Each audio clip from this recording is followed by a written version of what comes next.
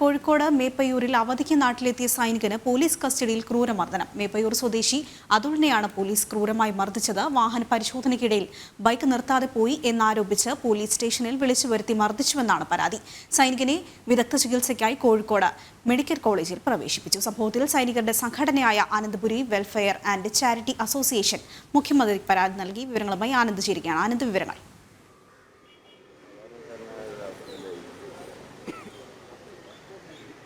ഇന്നലെ രാത്രിയോടെയാണ് കോഴിക്കോട് മേപ്പേർ സ്വദേശിയായ സൈനികനും കൂടിയായ അതുലിനെ മേപ്പേർ പോലീസ് സ്റ്റേഷനിൽ വെച്ച് ക്രൂരമർദ്ദനത്തിന് ഇരയാവേണ്ടി വന്നത്. അതായത് വാഹനം കൈ കാണിച്ചുകൊണ്ട് നിർത്താതെ പോയി എന്ന് ആരോപിച്ചുകൊണ്ടായിരുന്നു ഇദ്ദേഹം ക്രൂര മർദ്ദനത്തിനെതിരെ കൈക്കടക്കം മാരകമായിട്ട് പരിക്കേറ്റിട്ടുണ്ട്.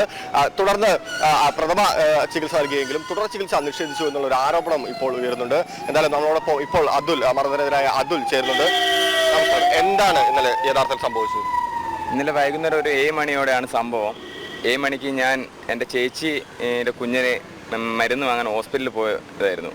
അപ്പോൾ സ്റ്റേഷനിൽ നിന്ന് ഫോൺ വന്നപ്പോൾ ഞാൻ സ്റ്റേഷനിലൊന്ന് ചെന്ന് നോക്കിയത് എന്താ കാര്യം എന്നറിയാൻ വേണ്ടി. സ്റ്റേഷനിൽ പോയ ടൈമിൽ അവരെന്നോട് പറയുന്നത് നീ അവിടെ ഇരിക്കുന്നു. അപ്പോൾ ഞാൻ ചോദിച്ചു സാർ എന്താ കാര്യം എന്ന്.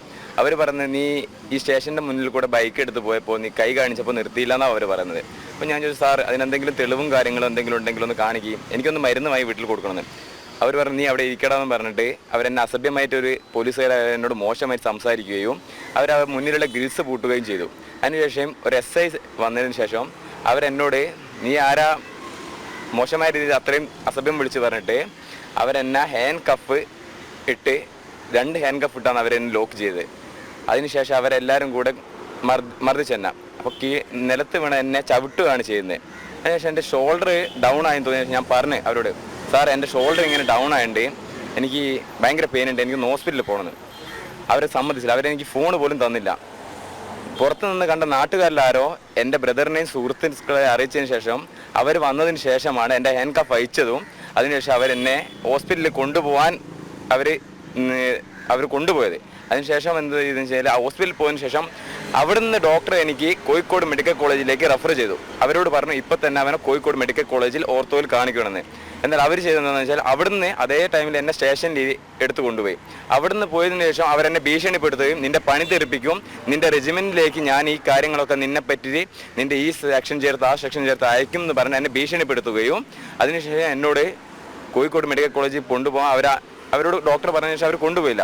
അതിനുശേഷം എന്നെ ഒരു 12 മണി വരെ അവിടെ സ്റ്റേഷനിൽ ഇരിപ്പിച്ചു. 12 മണിക്ക് ശേഷം ന്യൂസിലൊക്കെ ഈ കാര്യങ്ങൾ വരാൻ തുടങ്ങിയ ശേഷം ഇവരെന്ത് ചെയ്തതെന്ന് വെച്ച് കഴിഞ്ഞാൽ എല്ലാവരും ഇടപെടുന്നു തോന്നിയതിനു ശേഷം എന്നോട് പറഞ്ഞു സ്റ്റേഷൻ ജാമ്യത്തിൽ നീ ഇവിടുന്ന് പോയിക്കോ, എന്നിട്ട് നീ പ്രശ്നങ്ങളൊന്നും ഇല്ലാത്ത രീതിയിൽ പോയിക്കോ എന്ന് പറഞ്ഞു.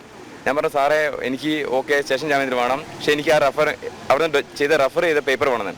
അതുപോലും അവർ തരാതെ അവിടുന്ന് സ്റ്റേഷൻ തന്നെ ഇറക്കി വിട്ടു. അതിനുശേഷമാണ് ഞാൻ ഇവിടെ ഹോസ്പിറ്റലിൽ വന്നത്. ഹോസ്പിറ്റലിൽ വന്നതിന് ശേഷം അവിടെ എൻ്റെ ഷോൾഡർ ഡൗൺ ആയിട്ടുണ്ട്.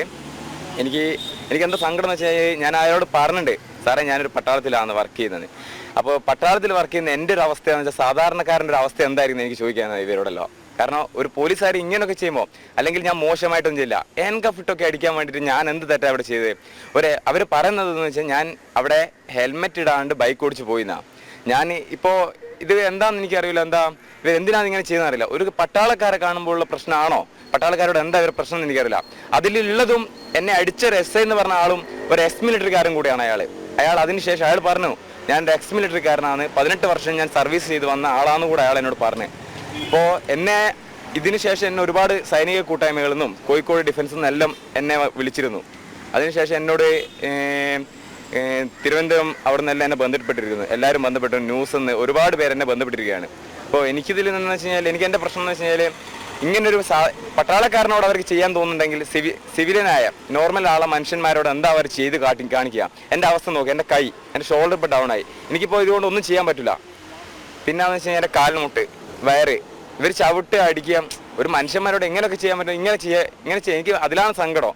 കാരണം വെച്ചാൽ എനിക്ക് വീട്ടിൽ 2 അനിയത്തിമാരല്ലേ, എൻ്റെ വീട് കയ്യിൽ നിന്ന് എൻ്റെ ഒരു ആശ്രയിച്ചാൽ എന്നെ ഇങ്ങനത്തെ അവസ്ഥയിലാക്കി അവർ കള്ളക്കേസ് കുടുക്കിയിട്ട് ഇങ്ങനെ ആക്കിയിട്ടുണ്ടെങ്കിൽ എൻ്റെ വീട്ടുകാരുടെ അവസ്ഥ എന്തായാലും എനിക്ക് അതാ ചോദിക്കാനുള്ളത്. ഇതിനിപ്പോൾ വെച്ചാൽ എൻ്റെ കൂടെ എല്ലാത്തിനും സപ്പോർട്ടായിട്ട് കാലിക്കറ്റ് സോൾജേഴ്സും തിരുവനന്തപുരത്ത് നിന്നുള്ള ഇവരും എൻ്റെ കൂടെ ഉണ്ട്, എല്ലാ സപ്പോർട്ടും ചെയ്തുകൊണ്ട് അവരുണ്ട്. എനിക്ക് നിങ്ങളോട് പറയാനുള്ളൂ, ഇതിനെന്തെങ്കിലും ഒരു നടപടി ഉണ്ടാവണം. ഈ സൈനിക ആസ്ഥാനമായിട്ട് താങ്കൾ ബന്ധപ്പെട്ടിരുന്നോ? എന്താണ് അവിടുന്ന് അറിയാൻ സാധിച്ചത്? അവിടുന്ന് എന്നോട് പറഞ്ഞത് എവിടെ നടന്ന കാര്യങ്ങളൊക്കെ എന്താ ചെയ്തത്, എന്താ കാര്യങ്ങളൊക്കെ കറക്റ്റ് എന്നോട് ഇവിടെ ഡോക്യുമെന്റ്സും കാര്യങ്ങളും എന്നോട് അയച്ചു കൊടുക്കാനാണ് പറഞ്ഞത്. എല്ലാ സപ്പോർട്ടും അവിടെ നിന്നുണ്ട്, സൈനിക കൂട്ടായ്മയിൽ നിന്നും എല്ലായിടത്തും നല്ല സപ്പോർട്ടാണുള്ളത്. ഈ കേസ് കോംപ്രമൈസ് ചെയ്യുന്നതുമായി ബന്ധപ്പെട്ട് എങ്ങാനും പോലീസ് തങ്ങളെ സമീപിച്ചിരുന്നോ? സമീപിച്ചിരുന്നു. അവരെന്നോട് പറഞ്ഞു ഇത് പ്രശ്നമാക്കരുത്, ഇത് മുന്നോട്ട് കൊണ്ടുപോകാൻ അവർക്കും താല്പര്യമില്ല. അവർ പറഞ്ഞു വെച്ച് കഴിഞ്ഞാൽ ഇത് നമുക്ക് ഇവിടെ സോറി പറഞ്ഞാൽ തീരുമോ, അങ്ങനത്തെ രീതിയിലാണ് അവരെന്നോട് സംസാരിക്കുന്നത്. അവർ ഇത്രയും ചെയ്തു കൂടിയതിന് ശേഷം അവർ ചോദിക്കുക ഒരു സോറി പറഞ്ഞാൽ കഴിയുമോന്ന്. അങ്ങനെയാണ് എന്നെ സംസാരിക്കുന്നത്. ഞങ്ങൾക്കിത് പ്രശ്നമാവും, ഇപ്പം ഞങ്ങൾ ഒരാൾക്കല്ല, ഈ സ്റ്റേഷനിലെ എല്ലാവർക്കും ഇത് ബാധിക്കപ്പെടും, അതുകൊണ്ട് ഈ പ്രശ്നം നിങ്ങൾ പ്രശ്നമാക്കരുത് എന്നുള്ള രീതിയിലാണ് അവരോട് പറയുന്നത്. അതിനുശേഷമാണ് അവർ കോഴിക്കോട് കൊണ്ടുവരാൻ പറഞ്ഞ, ഹോസ്പിറ്റലിൽ കൊണ്ടുവരാൻ പറഞ്ഞാൽ അവർ കൊണ്ടുവരാണ്ട് എൻ്റെ ഫ്രണ്ട്സാണ് എന്നെ ഇവിടെ എടുത്ത് വരുന്നത്. എനിക്ക് എൻ്റെ വേണ്ടപ്പെട്ട ഫ്രണ്ട്സ് മാത്രമേ എൻ്റെ ഫാമിലി എല്ലാവരും, എൻ്റെ അമ്മ അറിയില്ലായിരുന്നു വരുന്നവരെ. അമ്മ ഇപ്പോൾ വിളിച്ച് കരയുകയാണ് ചെയ്യുന്നത്, എന്താ പറ്റിയെന്ന് അറിയാച്ച്.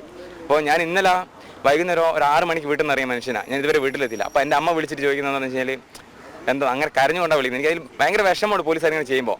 ഇപ്പോൾ പോലീസുകാരെന്ന് പറഞ്ഞാൽ അവർ നമുക്ക് വേണ്ടി ഒരു സേവ ചെയ്യുന്ന അങ്ങനെ ഒരു ഇതിലാണ് കാണേണ്ടത്. ഞാനും സെയിം ഇത്, നമ്മളും എന്താ പറയുക നാടിന് വേണ്ടി ചെയ്യുന്നത്, അവരും നാടിന് വേണ്ടി ചെയ്യുന്നത്. അവർക്ക് എന്താ നമ്മളോട് ഇത്ര വെറുപ്പ് എന്ന് എനിക്ക് മനസ്സിലാവുന്നില്ല. തീർച്ചയായും അതുലിന്റെ സൈനികനായ അതുലിന്റെ ആ ചോദ്യം തന്നെയാണ് പ്രസക്തമാവുന്നത്. രാജ്യത്തിന്റെ ഒരു പട്ടാളക്കാരനെ പോലീസ് സ്റ്റേഷനിൽ നിന്ന് ഇതാണ് അവസ്ഥയെങ്കിൽ ഒരു സാധാരണക്കാരന്റെ അവസ്ഥ എന്തായിരിക്കും എന്നുള്ള ആ ചോദ്യം തന്നെയാണ് ബാക്കിയാവുന്നത്. ക്യാമറമാൻ സന്തോഷ് മണ്ണാർക്കാടിനോടൊപ്പം ആനന്ദ് പുതൂർ, ജനം.